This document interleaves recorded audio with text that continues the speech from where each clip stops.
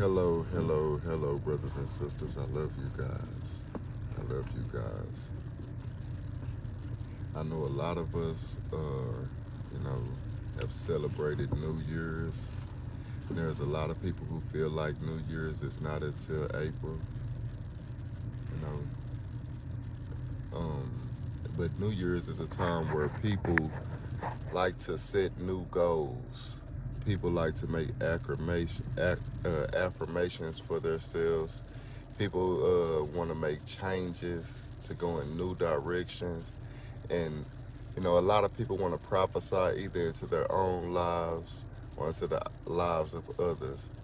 New Year's in today's time is something that people celebrate in such a way to be able to prophesy, to be able to declare new things for themselves, you know.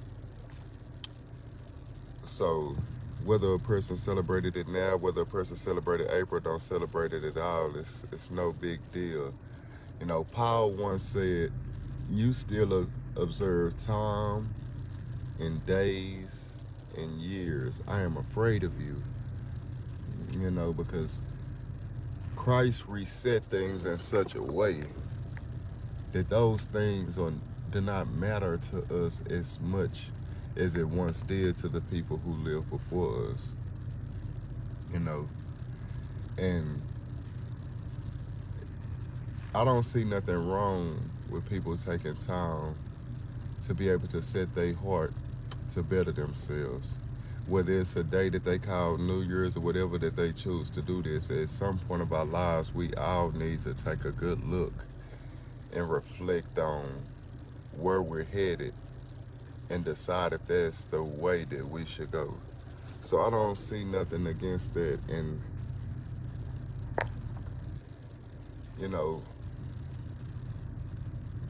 I'm someone who God had invested some knowledge into. Even though I utilize that knowledge every day when I'm moving, operating around people, operating in the workplace, passing somebody up on the street or anything, throughout the day is always opportunities that arise for us to be able to do good or to operate in such a way into where it gives God glory. And even though I live my whole life, I try to live my life in a way to where every opportunity that presents itself to live good, which we all should, that we embark and take those opportunities to do good, take those opportunities to let our light shine before men, to take those opportunities to do good that they may glorify our Father in heaven. But to tell the truth, I feel like someone that is not doing enough. That's something big in my heart, is that for what God had invested in me, even though I've done enough for people to say, you're a man of God, even though I've done enough for people to say, I can see your growth, I can see your change, I don't feel like I'm doing enough, right? For the severity of the will of God that is desired to be done. So it put me in a place to where God has been speaking to me in my life to get up and do more. Jesus said that to redeem the times. If we were running a race and it were four legs in the race, if the first person running fell behind, when it passed the baton, you would have to redeem the time. Because now you fell behind. Things are falling behind. So now you have to run in such a way that when you pass the baton, that it makes up for some of the lack in the time, some of the gap or the distance so that they don't have to work so hard, putting too much pressure on them. When the first leg fell behind and they passed you the baton, you wanted to run in such a way to catch up a little bit, so when you pass the baton, that they could not have to work so hard in catching up. How you doing, brother? And this is the way that we should be operating. Jesus said, redeem the time. I think Paul said, it's like a race that we all run at once and only run as if only one person could run the race. Salvation is not something that only one man can receive, but he's saying operating as if it is. That means take it that serious and to move with that type of enthusiasm. And that's what he wanted from us. And I don't feel like it's just a problem for me, because Jesus once said it's going to be a problem, right? And it's going to be a sign of the time that we're living in. In Matthew chapter 16, starting at verse 1, you will see Jesus getting ready to talk to the Pharisees. He say, you say in the evening that the sky is red and there will be fair weather. In the morning you say it will be bad weather today, for the sky is red and lowering. He say, ye hypocrites, you could discern the face of the sky, but cannot discern the times. Right? And he go on to say that this generation is going to come, is going to seek a sign, but the only sign that's going to be given is the sign of Jonas. What is the sign of Jonas? What is the sign of Jonah?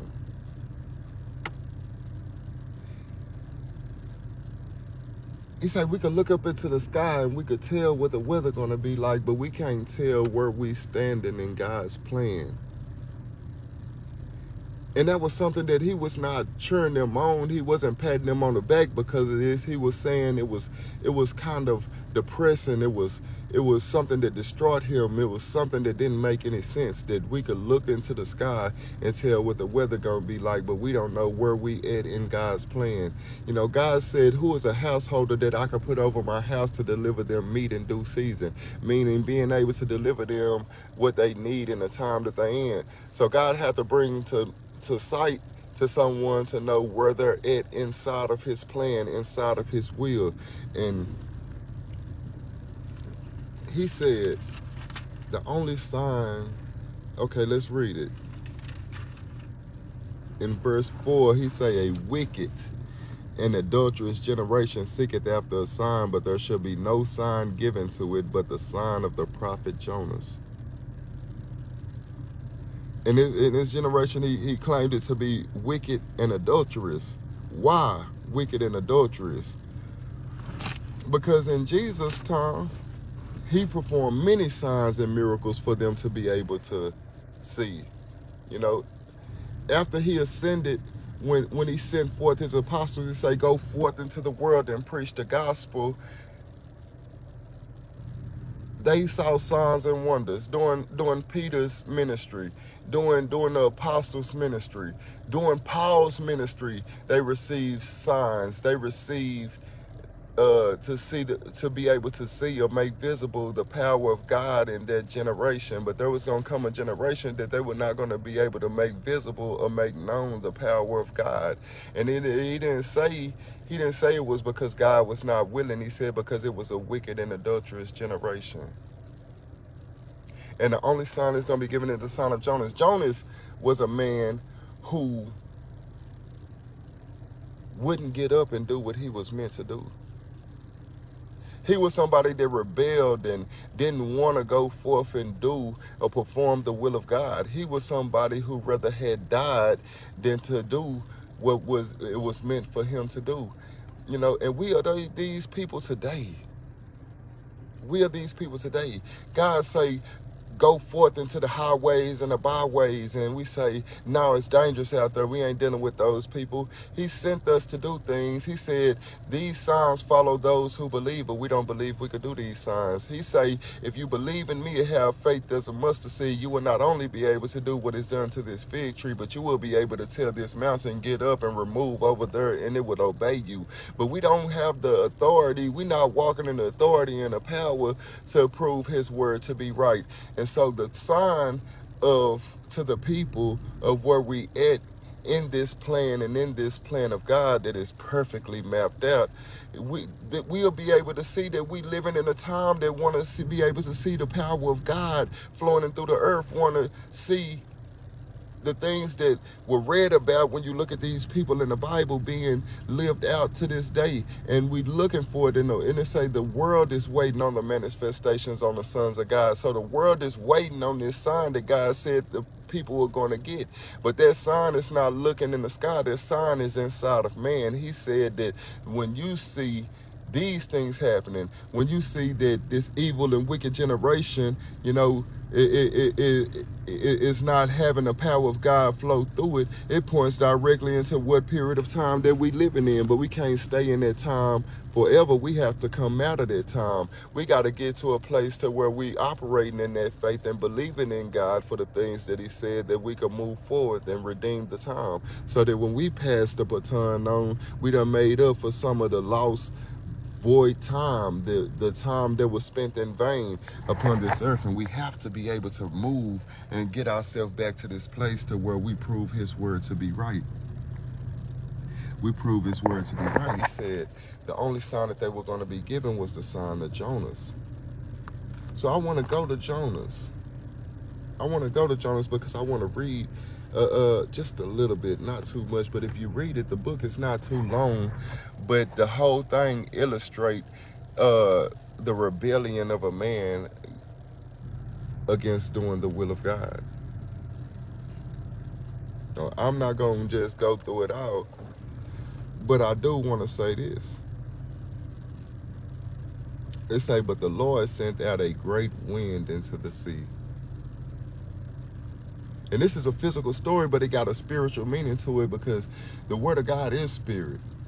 And these words that are in this book were given by men who were moved by the Holy Ghost.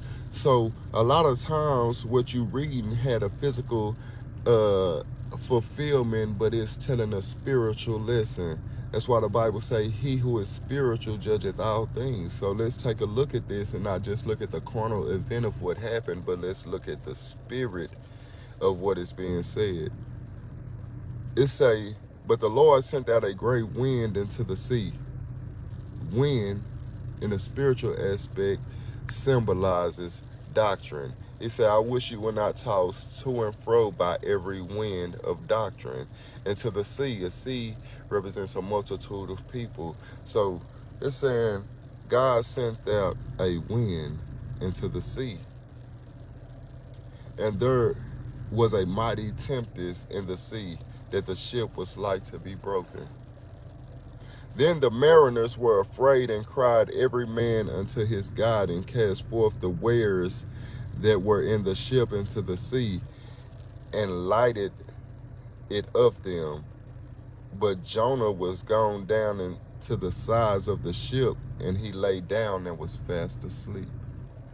So when we look at what's being said here, God sent a great wind into the sea. We see in Revelation where it say God is telling the angels to hold back 4 winds. Where God is holding back 4 winds. But now we looking and we seeing that the wind and the sea. So all of this doctrine in this big vast world of people, this the sea, this mighty the great amounts of people, all of these people in the world, everybody we'll call that to see. We'll call all of the doctrines and beliefs that's floating around, we'll call it the wind. And there was a mighty storm, because it's just raining down all of this different information, and the people are each one calling unto their God. You know, it's different beliefs, and everybody want to say that they belief is true. And then when we look at what's happening in this storm, when we looking at the world today, it's in a great devastating place, and especially in America where I stay, because look at all that is going on. Look at how many mothers are losing their children. Look at how many, losing their teenagers to this violence and foolishness. Look at what's happening. Everybody, coming up want to be a rapper, or this and that, and look at the fates, and look at the things that are befalling them, all of these different directions that people going, and we looking at how messed up the world is getting. Everybody, is not a secret to know that this world is getting wicked, and we can see it, and everybody calling forth unto their God.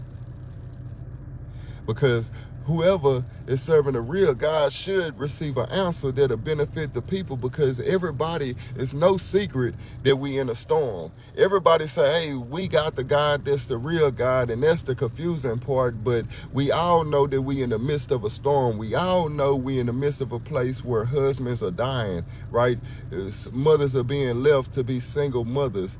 People, are greatly in their wickedness, fornication, look at the homosexuality, look at the, these great things that are happening, and we say, hey man, what's wrong with these things? These people could take a parade and make a parade for a whole month, and dress like unicorns and fairies, and we can say, hey, that's not right. And they say, how can you say that's not right? And evil is being called good in a time that we live in.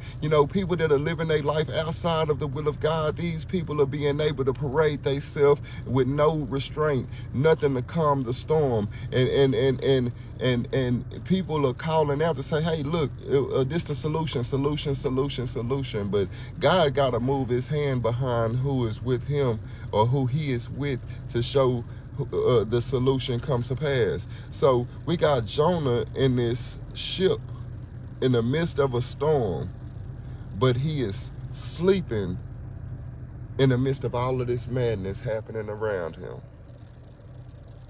So the shipmaster came unto him and said unto him, what meanest thou, O sleeper? Arise, call upon thy God. If be so that God will think upon us that we perish not. The world is in anticipation and in waiting on a help. We all try to say, yeah, God can help you, and Jesus could save you, Jesus could help you, Jesus could do this, Jesus could do that, but we ain't lifting a finger to give glory to his name. We not lifting a finger to be a representative of him, to bear that image. I remember a time where the doors of the church was always open.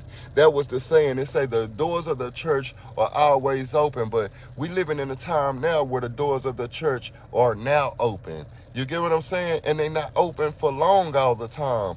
We get 30 minutes, hour, 45 minutes, and we got to let out early so we can go watch our favorite TV show. It's not like the times when, in the biblical times that we read about, where Jesus was in a temple by day and in the hill teaching by night. We not in that time where Paul was teaching so long that a man fell asleep sitting on the ledge, and he fell off the ledge, and he had to be brought back to life, because we don't have the patience, or the ones who are over us, or our teachers don't have the patience to be there to give us a light, but we have a people rising up in the midst of this impatient world where people want to see results faster and faster, people driving faster and faster, people want to get a message quicker and quicker. We done went from times where we were like, oh, the pastor take 3-4 hours to give a lesson, to the point where we want a 5-minute TikTok video lesson. We want all of this knowledge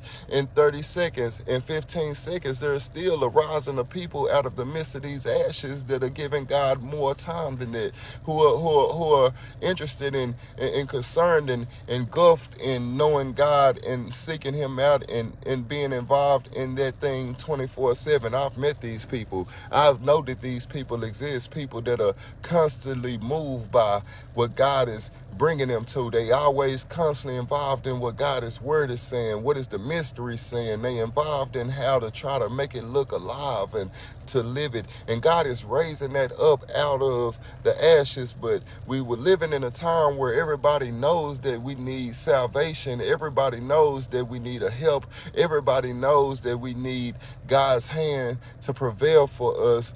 But we don't want to be vessels for God to let those things happen through. We just want these things to happen to us. And we in the midst of all of this storm. We in the midst of this raging sea. We in the midst of all of these things falling apart around us. Families falling apart and people not knowing how to deal with the everyday issues of life and how to cope at their workplace and how to just be able to have patience and long suffering to deal with people. We living in a generation where people could see you right today and won't say hi to you, but then go back and message you on social media and say that they seen you. We dealing with a time where people don't know how to have mercy on people's imperfections, right? Because we'll let ourselves believe that we're some false facade of perfection. You know, if we don't acknowledge the multitude of flaws that are in us, how are we going to be able to have the patience and the long suffering to deal with the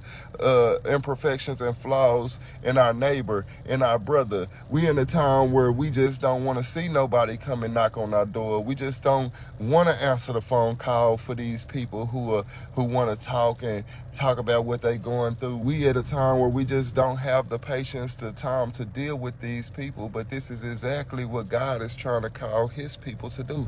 And we got a limited time to patience to deal with a person until we want to discard that person and get them out of our way.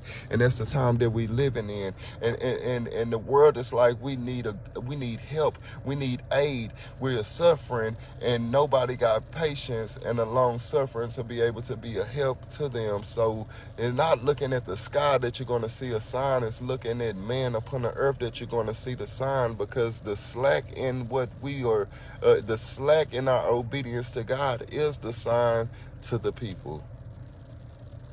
He say, what meanest thou, O sleeper? Arise, call upon thy God, if it be so that God will think upon us that we perish not. And they said, every one to his fellow, come and let us cast lots that we may know for whose cause this evil is upon us. So they cast lots, and lots fell upon Jonah. Then said unto him, tell us, we pray thee, whose cause this evil is upon us? What is thine occupation? And whence comest thou? And what is thy country? And of what people art thou? You know, if we slow these questions down and really ask these questions, you know, and get to the bottom and go to seeking God and asking God for these answers, then we could start to move. We could start to elevate. We could start to grow in his will concerning us. He say, first question he asked was, what is thine occupation? What is thine occupation? You know, when they ask you, what is your occupation? I've been somebody in my life to where I reached out to be multiple things at one time. You know, I've been this person in my life, and I reached out to be this, and I reached out to be that, and reached out to be this. But one thing I realized is when people came to ask me, what do you do? I wasn't claiming everything that I was into. Something overrode the other things that I was seeking to become. And that would be what I would identify myself with. So it say, what is your occupation? What is it that you identify yourself with? Because you could be a basketball player. You could be a football player. You could be a comedian. You could be a firefighter. You could be a carpenter. You could be so many things, right? But is that your identity? You know, was that your final destination? Was my final destination to become a firefighter, right? Was my final destination to be a basketball player? Was that my final destination? And was that something that my hand found it to do, that God blessed, that gave me the tools that I need to do what I'm really here for? You know, to those who belong to Christ, they also have an occupation that supersedes what they do carnally, right? I might be a firefighter. I might be a basketball player, but a child of God. He said you a royal priesthood, huh? That's a different. That's a occupation that should trump my carnal occupation. That's an occupation that should trump me being a basketball player. I could say that I am a basketball player, right?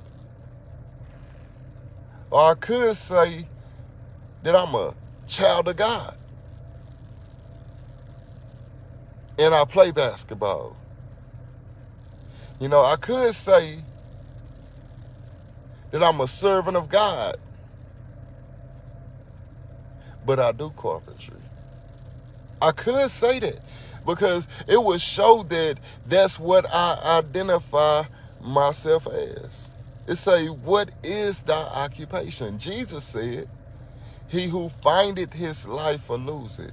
Because if what you find for your hand to do is your final destination and your declaration of who you are, how you identify yourself, and where you glory in yourself, then you failed. You failed, right?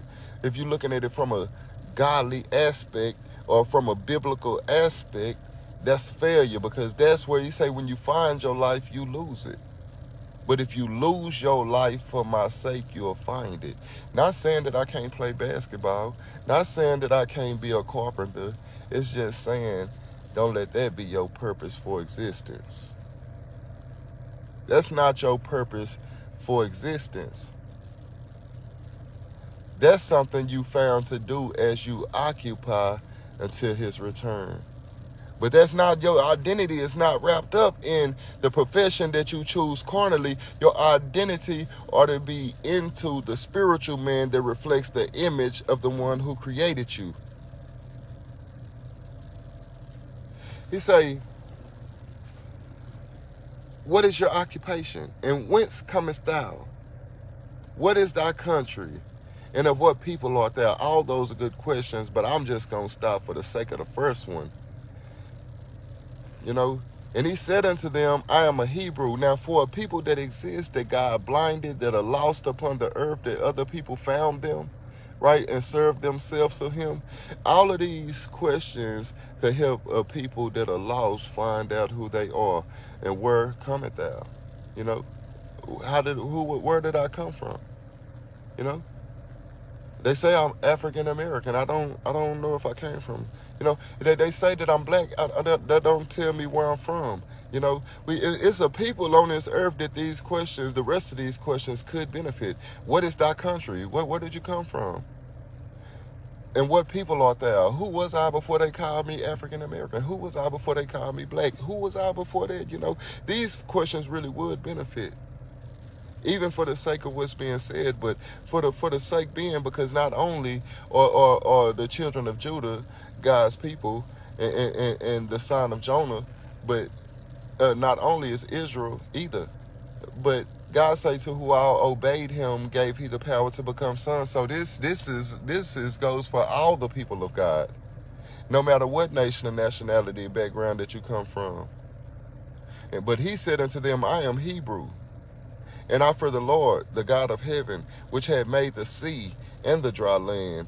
Then the men were exceedingly afraid and said unto him, why hast thou done this? For the men knew that he fled from the presence of the Lord, because he had told them. Then he said they unto him, what shall we do unto thee, that the sea may be calm unto us? See, we in this world where we in this big old storm, all of this crazy stuff is happening to everybody depressed, everybody know that they need help. I need somebody to help me out of depression. I need somebody to give me hope. I need somebody to give me a light. I need help. And we all say we waiting on Christ, but Christ said, I'm in you. He said, I'm in you.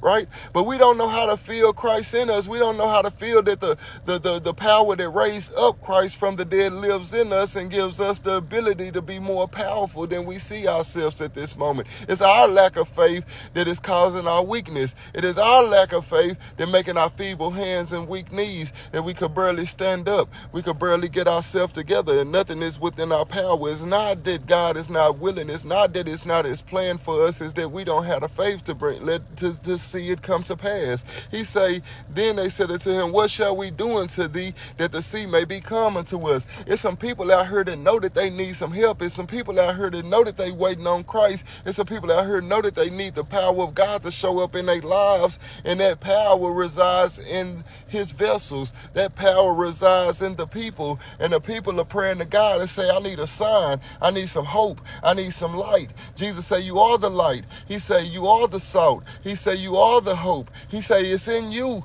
And this is what we fail to realize. This is what we fail to pick up, to have faith in. And he say, what can we do that this storm become calm to us? Because we got our children dying. We got our children choosing stupid professions. We got people living a life in vanity. We got people being raised by families where they have a father and a mother and don't have a father or a mother. We got all of this stuff. We got families that's so engulfed into nothing. You know, we got tablets and cell phones raising kids while people are in the other room ignoring the responsibility, you know, and letting who knows what take up that responsibility. And we failing as a people, and the whole world know we need help, but the help is inside the vessels of God and the storm. And we know we in this storm, and we like, what could help calm this storm down? For the sea was wroth and was tempestuous. And he said unto them, take me up and cast me forth into the sea.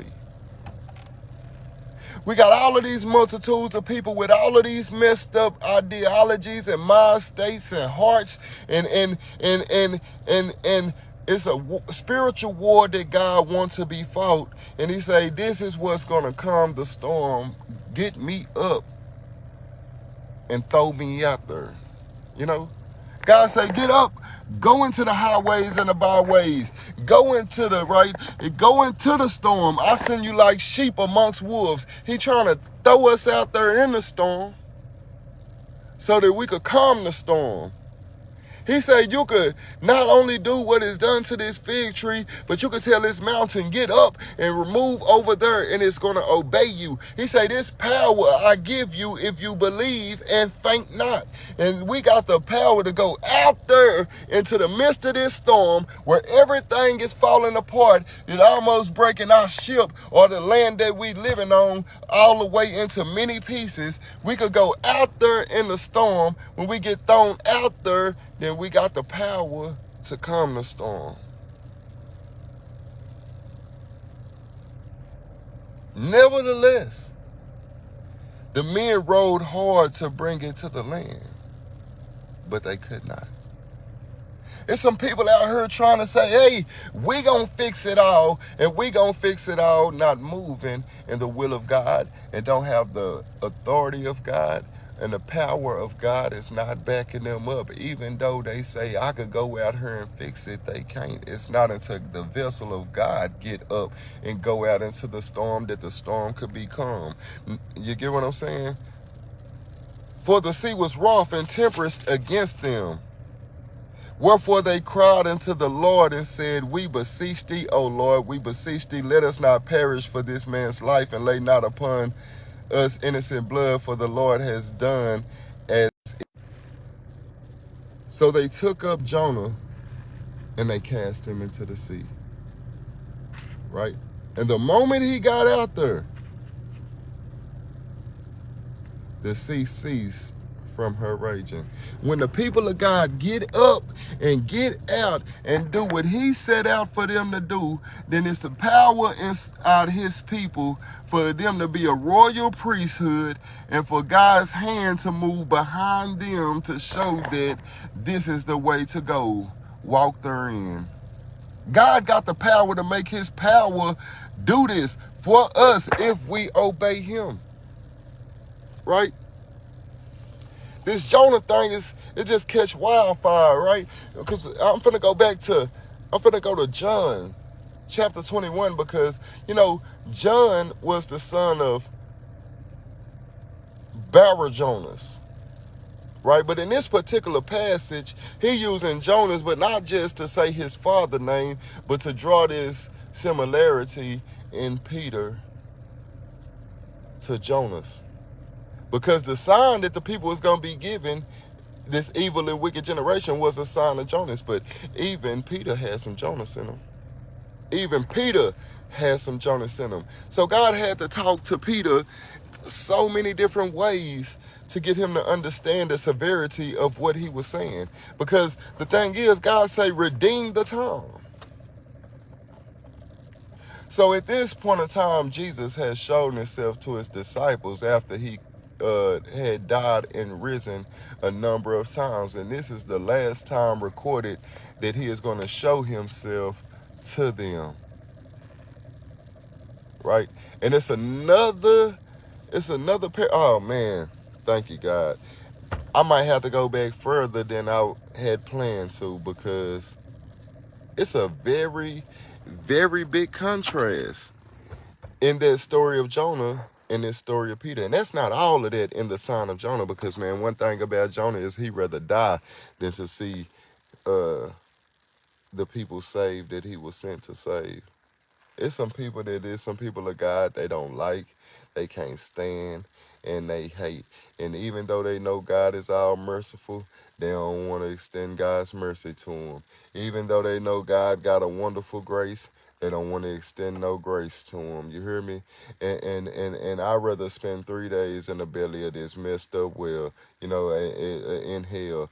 He said, I lifted up my eyes in hell. I'd rather spend 3 days in hell than to want to go and extend your mercy and grace to them people. And that got a lot to do with the heart of the original people of God according to the flesh and blood. But for the sake of this, I'm not going into that today. But I do want to go into this in John.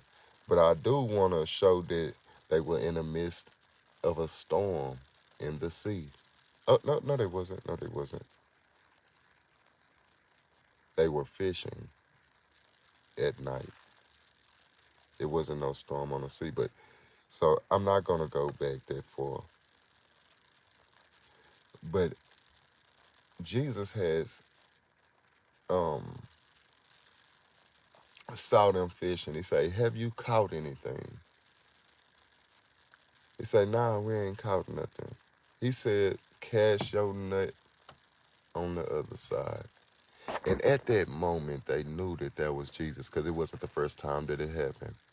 That signified that, hey, this is Christ. And Peter jumped out the boat to swim. Everybody else met them on the little ship. But when they got there, Jesus had cooked and prepared a meal for them.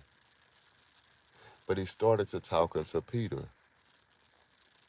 He says, starting at 15 at John chapter 21, he says, so when they had dined, Jesus said unto Simon Peter, Simon, son of Jonas, lovest thou me more than these?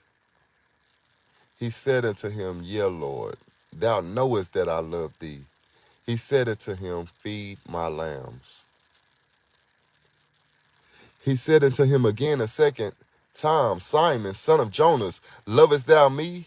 He said unto him, yea, Lord, thou knowest that I love thee. He said unto him, feed my sheep. He said unto him the third time, Simon, son of Jonas, lovest thou me? Peter was grieved because he had said unto him the third time, lovest thou me? And he said unto him, Lord, thou knowest all things. Thou knowest that I love thee. Jesus said unto him, feed my sheep. It's because Jesus saw a connection. Even though when we look at Peter, we look at how God illustrated him as your name is Rock, right? And he told you, Upon that rock will I build my church. So we seen the high esteem that God held for Peter. But all men have fallen short of the glory of God. So it's something that God knows about Peter. Just like God know about me, just like God know about everybody that serve him, from everybody that's a saint or evangelist, from the top or the bottom. It's a way where we all unperfected,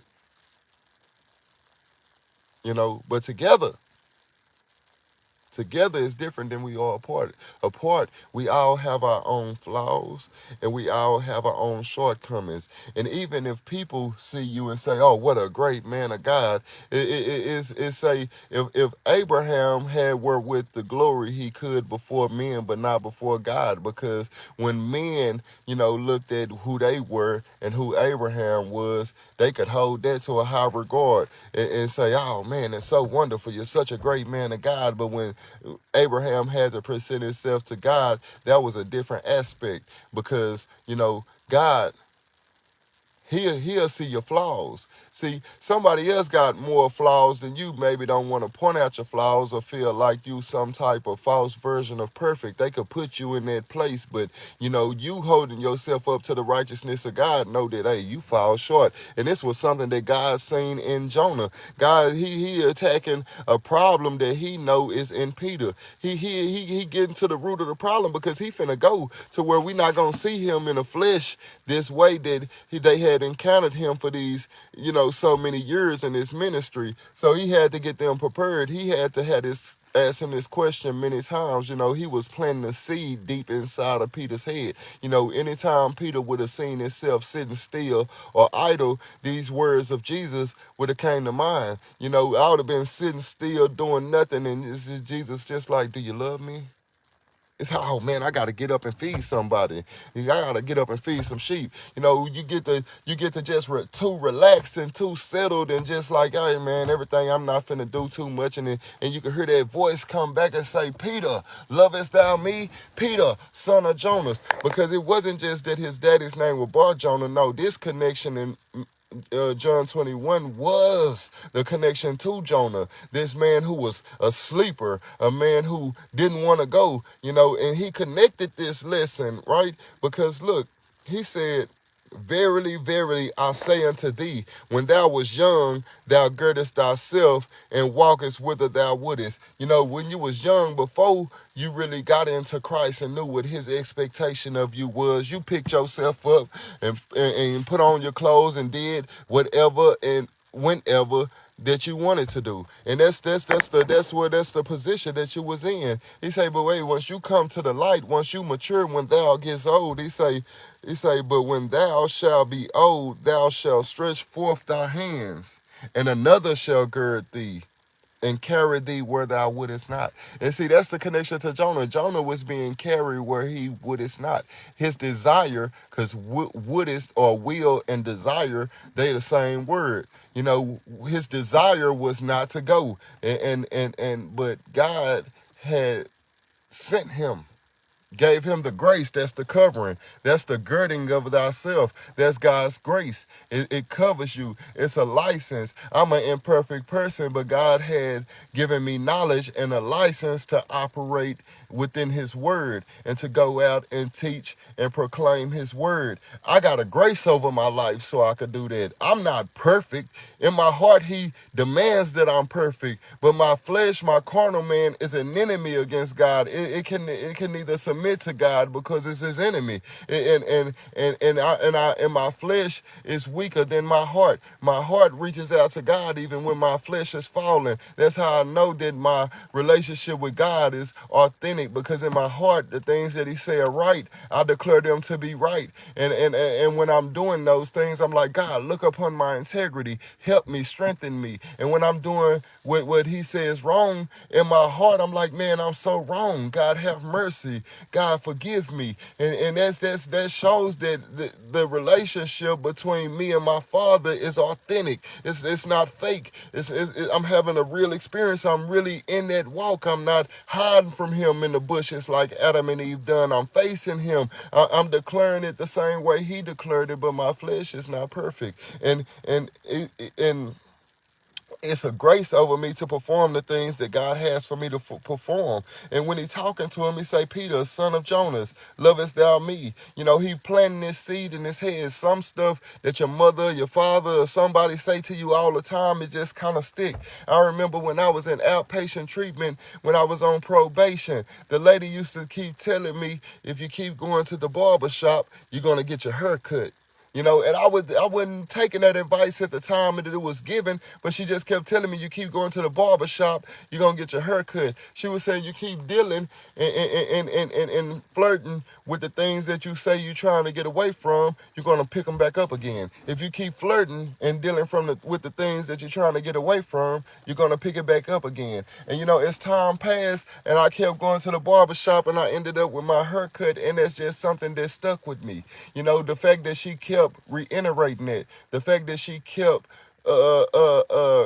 bringing that back out. You know, in the Bible, there's so many witness accounts saying the same information because it's trying to plant this seed deep into the soil that it may flourish in you. And this is something that God wanted to flourish in him. He say, Simon, son of Jonas, you know, you got this in you that you're gonna be slack concerning my promises. Matter of fact, the whole situation that is happening right now is because of the slack. Because when Jesus died and he arose, you know, they had not gone out and performed his will. It's like when Jesus died, they stopped ministering. Before Jesus died, they were out there being shipped out into groups and casting out demons, casting out devils. They was out being evangelists. They was out being apostles. And the day Jesus died, they went back to doing nothing. They went back to being idle. They went back to being nothing. You know, he had to come back, and tell them, man, y'all go forth and do this. Go forth and preach this gospel. He had to send them out. And before he left, he got to feed them and keep reiterating to Simon that, this job ain't for the slack. This job ain't for us to just drag our feet. It's very important. Jesus, they say, Jesus, you haven't ate. He say, my food is to do the will of my Father. Hey, bro, I'm preaching right quick, fam. Hey, was there an emergency or something? Okay, I'll come over there and holler at you when I finish. All right.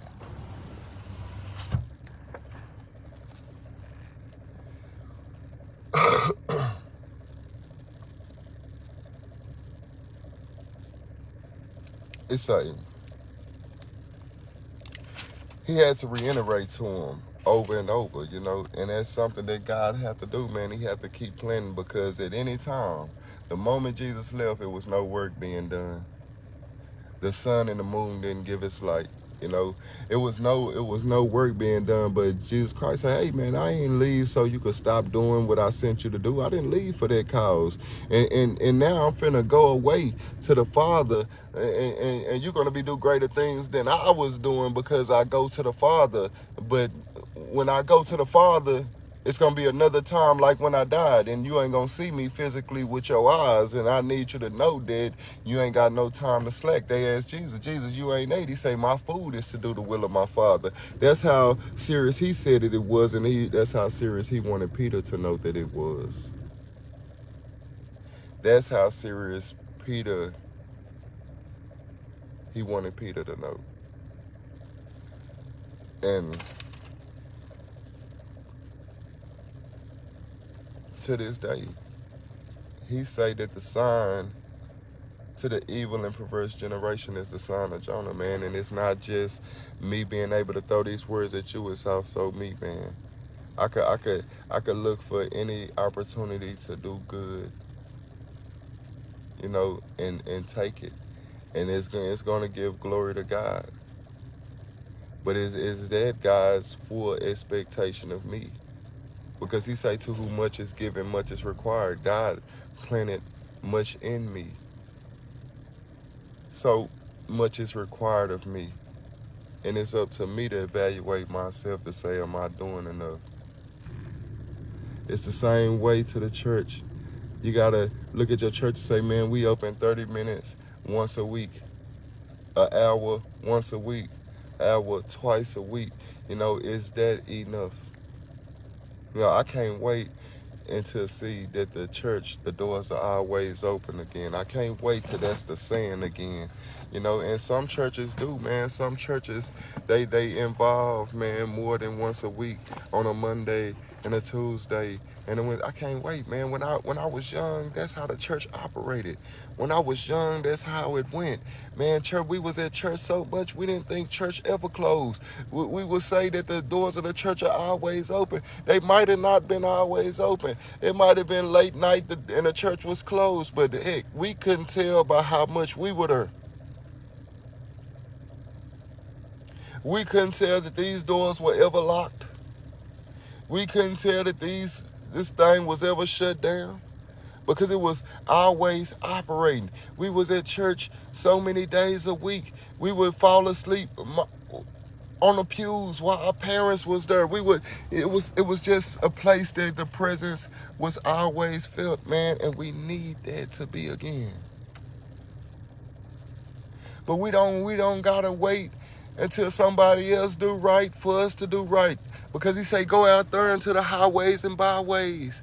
He said, let the redeemed of the Lord say so. He said, we overcome by the blood of the Lamb, the life of Christ. We got to live it.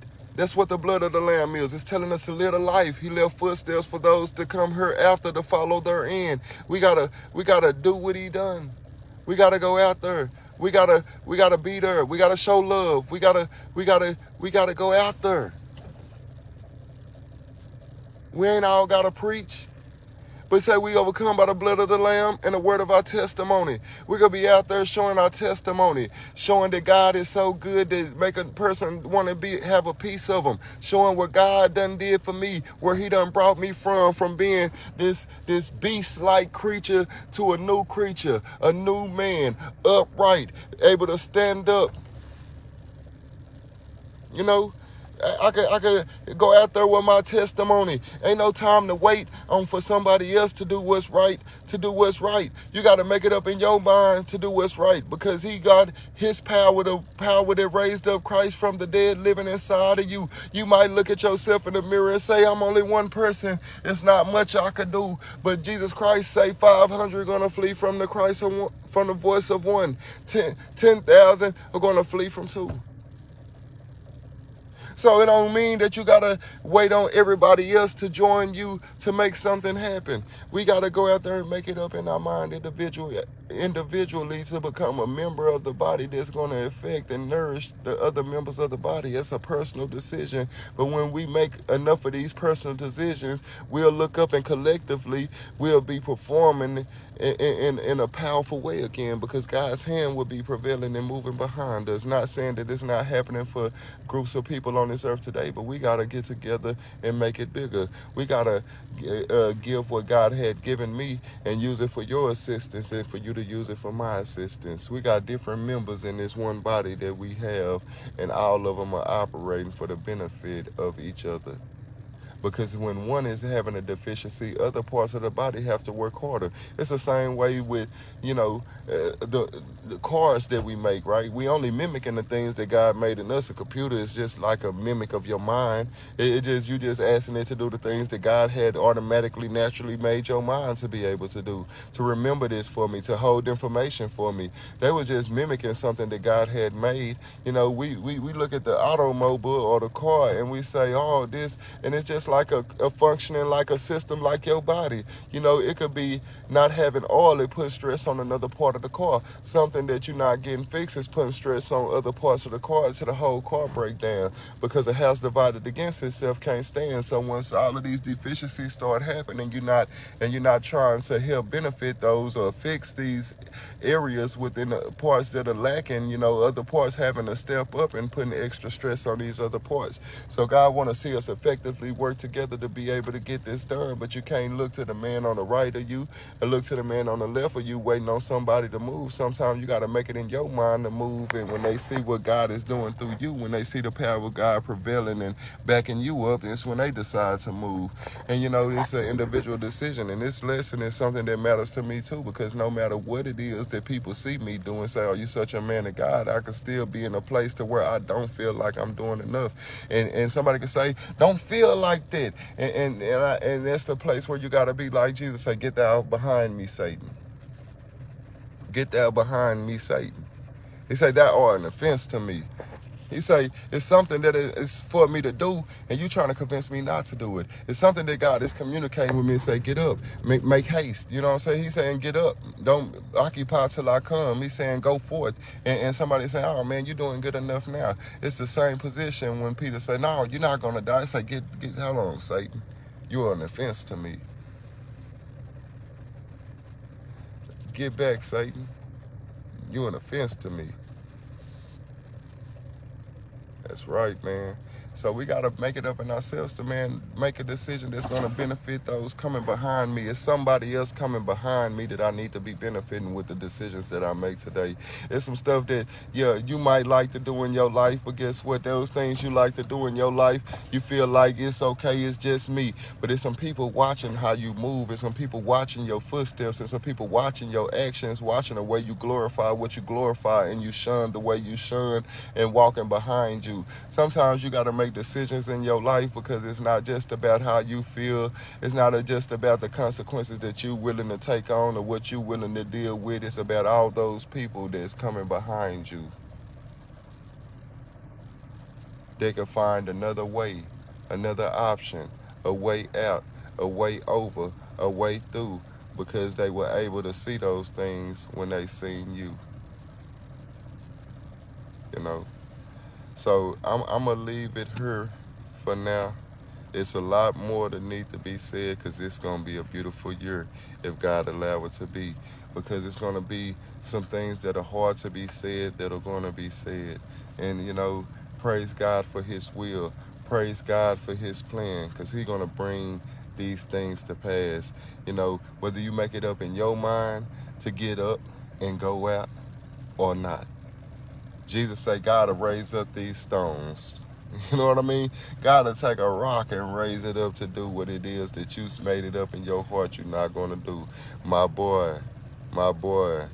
Yeah, fam. I love y'all, man. I'm at the end of my lesson. I'm about to get out for her. But I'm going to try to pick it up another day. Lord willing, brother. I love y'all. Talk to you soon.